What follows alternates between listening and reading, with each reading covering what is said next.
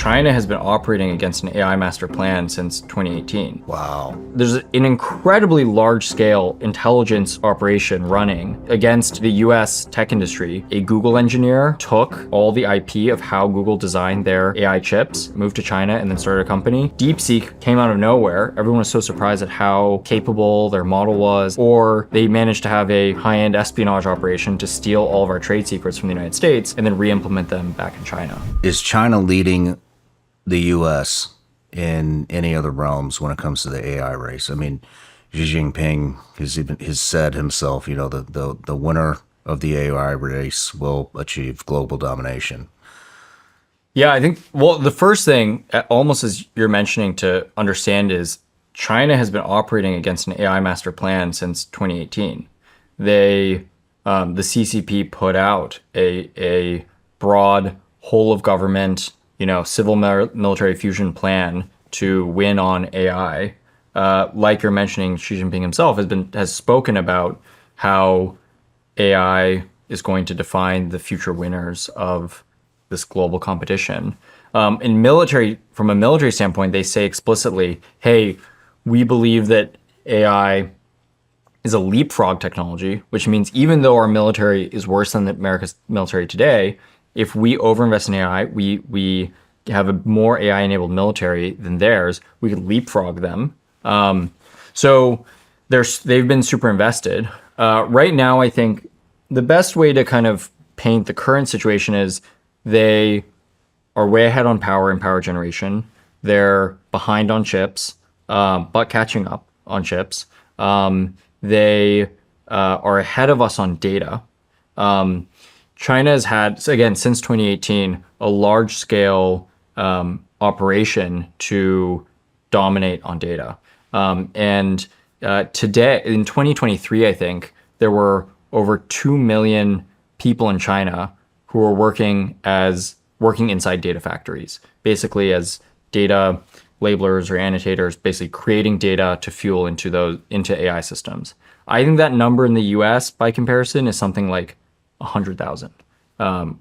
So they're outspending us 12-1 on data.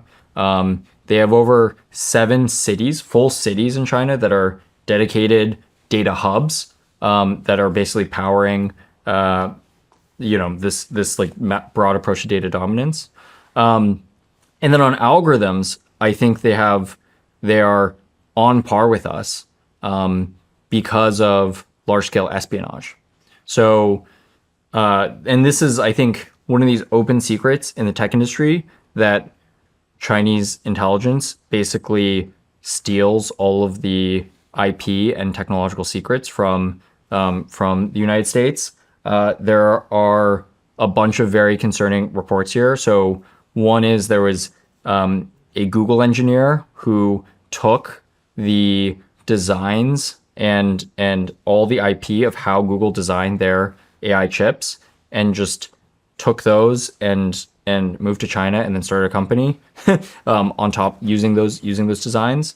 The way he got those designs, by the way, it was this guy Leon Ding, I think. The way he stole the data out of Google's corporate cloud, by the way, was that it was so stupid. He just took all the code, he copy pasted it into Apple Notes, into like the Notes app, and then exported to a PDF and printed it, and just walked out with it. That's it. That's it. So this was later discovered. We found out this happened, but for months we had no idea that they'd stolen all this critical IP.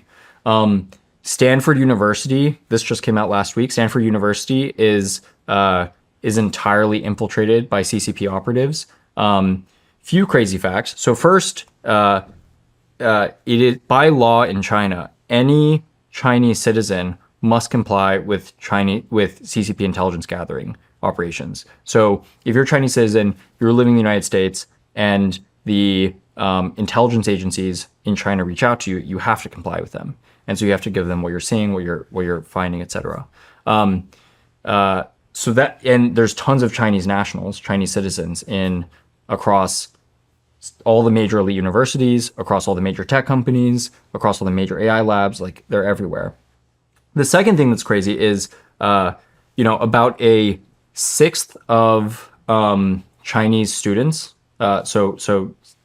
like Chinese citizens who are students in America, are on scholarships sponsored by the CCP itself.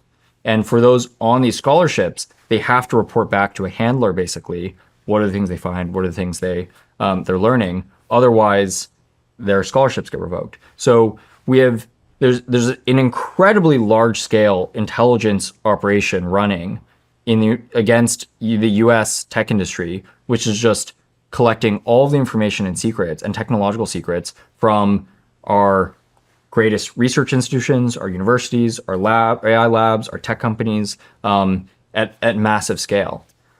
And honestly, I think this is a very underrated element of how China caught up so quickly. So, DeepSeek came out of nowhere. Everyone was so surprised at how capable their model was and how they learned all these tricks. How much of that is because they came up with all of them on their own, or they managed to have a exquisite high-end espionage operation to steal all of our trade secrets from the United States and then re-implement them back in China. What does our espionage look like? Well, there was I think nowhere close to as good. I mean, I think so. One thing that that the CCP did for DeepSeek, the DeepSeek lab, is after DeepSeek blew up and the CEO of DeepSeek met with the Chinese premier, they then locked up all the researchers into a inside. I shouldn't say locked up, but they huddled all the researchers together and they took all their passports. So none of the AI researchers who work at DeepSeek are able to leave the country at all, and they don't come into contact with any foreigners. So they basically locked down the entire research effort, so that that makes it very, very hard to conduct any sort of espionage into that operation. And then there's that report. This is all in the news, but a decade ago, 15 years ago, many of the CIA operatives, U.S. CIA operatives in China, were all killed because they were sort of compromised because one of the communication channels they were using was compromised by Chinese intelligence, and the CCP was able to effectively round a lot of them up and kill them. So their espionage in us is extremely deep, huge risk.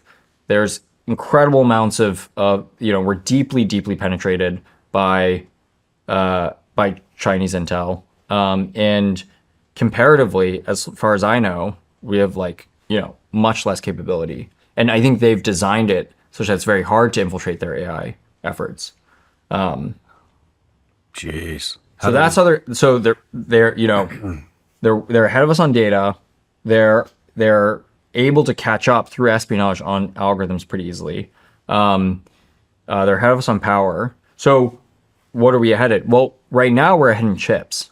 And that's kind of our saving grace, is that the NVIDIA chips and the entire stack there are the pride of the world. And, we're the most advanced on these chips. Chinese chips are also catching up. There's a bunch of recent reports that Huawei chips are getting to be, they're basically one generation behind the NVIDIA chips. So they're close. They're close. So all of this is pretty concerning. There was another report that came out of CSIS recently that there was a Chinese effort called, it's the Next Generation Brain Understanding Project or something, where they're basically trying to use AI to fully understand the human personality effectively and human psychological behaviors. I imagine that's ultimately for effectively information warfare.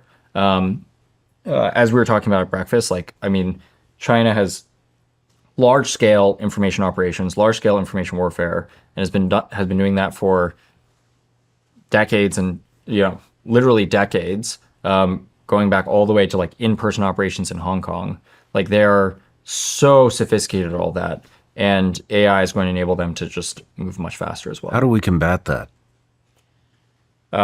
Well, I mean, I think we need our own information operations efforts. Like, I think that's pretty critical. That's specifically on that thread. And then I think we need to